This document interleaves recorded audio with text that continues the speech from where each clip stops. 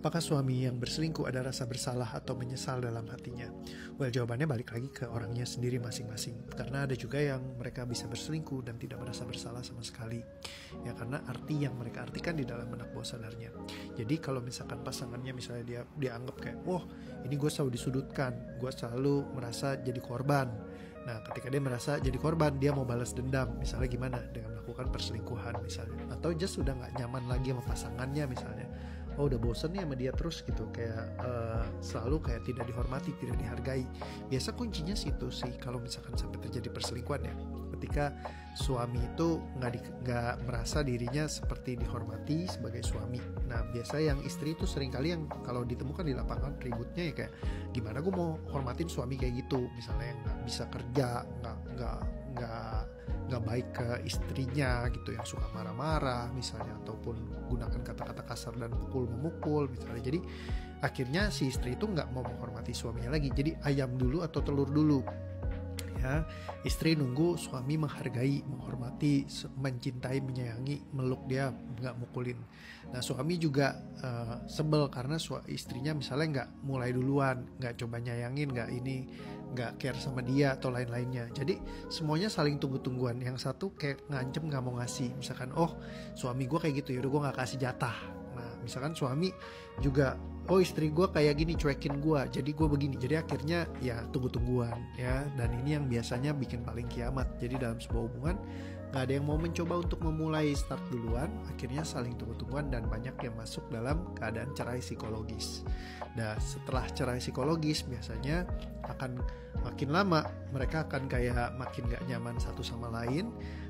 Mulai kayak nggak ketemuan, misalkan di rumah hadir tubuh fisiknya tapi jiwanya nggak ada, bukan untuk satu sama lain. Nah disitulah biasanya baru muncul tuh perasaan yang kayak mencari mungkin yang lain gitu ya, baru biasanya bisa masuk.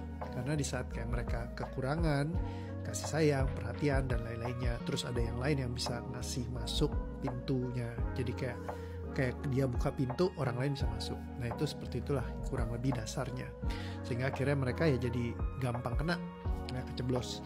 Apalagi kalau misalkan punya neurotic pattern yang kayak 5 bahasa kasih. Udah pernah ada videonya tentang bahasa kasih ya.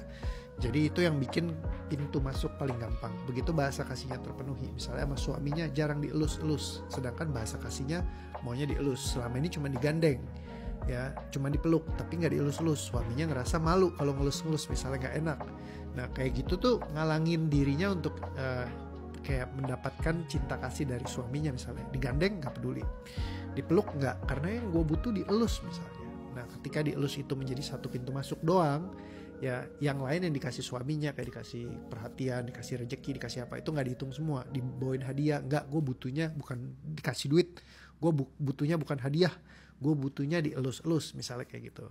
Nah itu yang bisa creating kebutuhan ya, neediness-nya kita. Saat kita need dan membutuhkan, disitulah problemnya muncul, karena jadi gampang sekali disusupi dari bahasa kasihnya dia.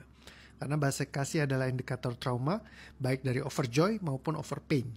Dan ketika itu terjadi, langsung kayak bikin dia kayak menyerahkan seluruh tubuh, jiwa, dan raganya. Kalau misalkan kita kayak dipenuhi di bahasa kasihnya. Nah jadi itu perlu hati-hati, indikator buat jadi masuk dan terjadi perselingkuhan. Dan kalau misalkan perselingkuhan ditanya jadinya ada rasa bersalah dan nyesel gak? Belum tentu. Karena setiap orang beda-beda, tergantung dari frameworknya dia. Dan tergantung dari bagaimana dia melakukan itu. Misalnya karena apa dia melakukan itu. Misalnya kalau karena benci banget, dendam banget misalnya, ya ketika dia lakukan itu, yang ada adalah rasa puas ya, bukannya penyesalan kayak gitu. Jadi ada orang yang memang kayak gitu. Jadi kayak structure berpikirnya tuh udah agak berantakan ya, karena event-event yang terjadi di sepengunjung acara. Karena nggak selalu langsung tiba-tiba jadi seperti itu. Perlu ada developmentnya dulu. Nah akhirnya baru sampai di titik seperti itu. Jadi semoga membantu ya. Jadi belum tentu ada rasa menyesal atau bersalah.